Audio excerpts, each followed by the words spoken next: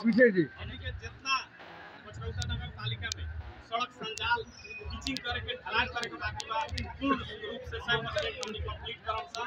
शिक्षा में जीवन 2 गो मावी से 4 गो मावी हमनी संचालन कैले बाड़ी सर। अभी भी 2 गो मावी के हमनी के बाकी देख रहल बाड़ी सर, जहां विद्यार्थी के संख्या बा उ सब चीज पूरा करम। हमनी का अपने के बहुमुखी कैंपस भी संचालन करेला प्रतिबद्ध बाड़ी सा। अपने के नगर अस्पताल के संचालन हमनी कर चुकल बाड़ी सा। वही रुक जाओ 5 मिनट वही लेखा अपने के विभिन्न वाडा में सामुदायिक भवन, अपने के विवाह भवन, अपने के टाउन हॉल, रमेश भैया चुनावी मंच कार्यक्रम में अंत में अपने अपन जनता से का कहे के चाहते हैं? हमनी का पचरौता नगर पालिका के जनता के आग्रह अनुरोध करे के चाहम। हमनी के जवन अपने लोग समय देली 5 बरिस ओ में कोरोना काल भी आयल। कोरोना के चुनौती के सामना करते हुए जनता के हरेक सेवा सुविधा विकास निर्माण के काम हमनी कैले बाड़ी। जनता के समक्ष हमनी बनिहारी कैले बाड़ी। बनिहारी के रूप में हमनी जनता से vote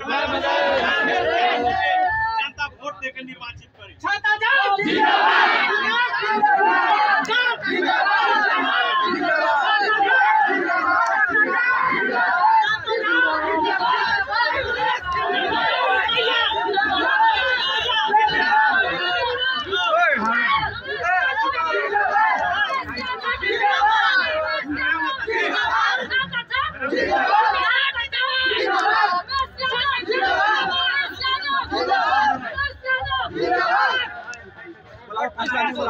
Hãy subscribe cho kênh Ghiền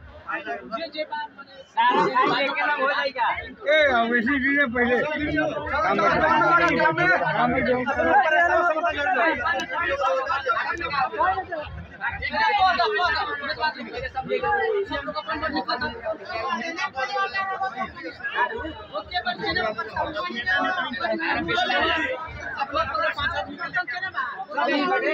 bỏ